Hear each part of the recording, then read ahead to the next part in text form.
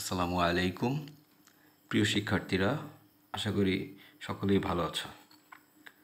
আজকে যে বিষয়টি নিয়ে আলোচনা করব সেটি হচ্ছে NCR সমান n factorial by r factorial into n minus r factorial.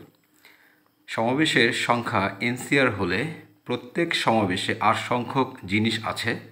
এখন প্রত্যেক সমাবেশের অন্তর্গত r সংখ্যক জিনিসকে তাদের নিজেদের মধ্যে বিভিন্ন উপায়ে বিন্যাস করলে r ফ্যাক্টরিয়াল সংখ্যক বিন্যাস পাওয়া যাবে। এরূপ NCR সংখ্যক সমাবেশ থেকে NCR ইন্টু r ফ্যাক্টরিয়াল সংখ্যক বিন্যাস পাওয়া যাবে এবং এটি n সংখ্যক জিনিস থেকে প্রত্যেকবার r সংখ্যক জিনিস নিয়ে গঠিত বিন্যাস সংখ্যার সমান হবে।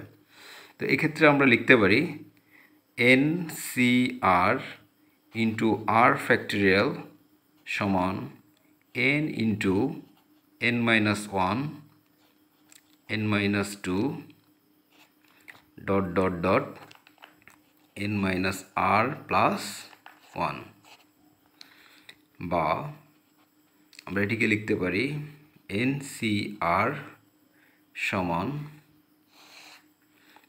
n into n minus 1 n minus 2 dot dot dot n minus r plus 1, আর এটিকে আমরা এখানে লিখতে পারি r ফ্যাক্টরিয়াল, বা NCR সমান, এখন আমরা যেটি করব যে এই সমীকরণটির ডান পাশের লব এবং হরকে আমরা n মাইনাস r ফ্যাক্টরিয়াল দ্বারা গুণ করব। দেখো কিভাবে, n into n minus 1 n minus 2 dot dot dot n minus r plus 1, এটির সাথে আমরা গুণ করব n মাইনাস r ফ্যাক্টরিয়াল। আমরা যদি এটি আবার নিচেও আমরা গুণ করব r factorial into n minus r factorial.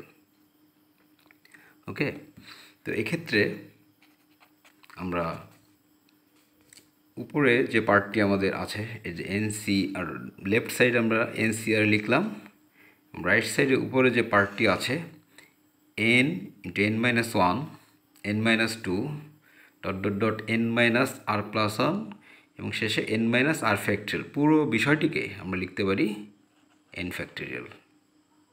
আর নিচে যেটি আছে r factorial into n minus r factorial.